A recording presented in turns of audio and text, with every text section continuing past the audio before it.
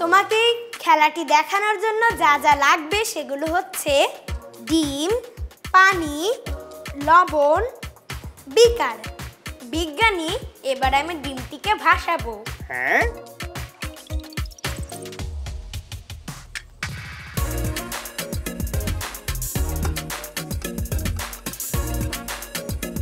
বিজ্ঞানী, ডিমটা তো ভাসলো না। হ্যাঁ, দেখি আবার চেষ্টা করে। এবার আমরা পানি ঢেলে নিচ্ছি। এবার আমরা পানিতে কিছু লবণ মিশিয়ে নিচ্ছি। হ্যাঁ,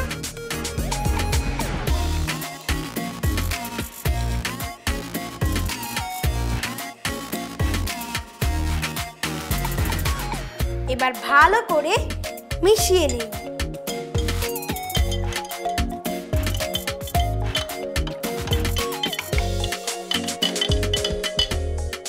এবার এই পানির ভেতর ডিমটিকে ছেড়ে দিন। দেখি ডিমটি ভাসে কিনা।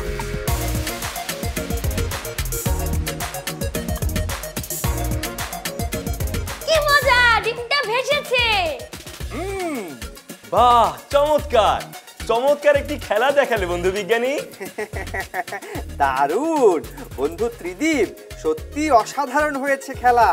এটা কিভাবে হলো আমি এখন বলে দেই। হ্যাঁ বলো।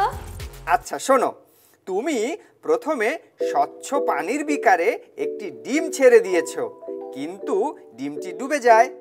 এরপর আরেকটি বিকারে যখন পানির মধ্যে লবণ মিশিয়ে তাতে ডিমটি ছেড়ে দিয়েছো, তখন ডিমটি ডুবে না গিয়ে ভেসে থাকলো।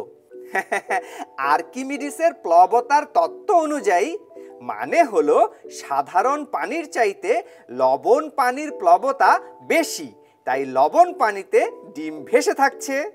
ত্রিদীপ, আমি কি ঠিক বললাম? হ্যাঁ বিজ্ঞানী, তুমি একদম ঠিক বলেছো। সবাই কি চমৎকার বিজ্ঞান নিয়ে মজার খেলা দেখাচ্ছ তোমরা।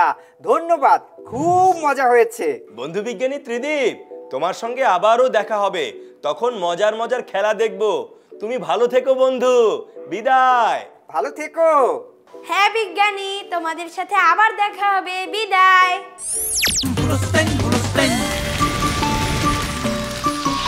দুরন্ত।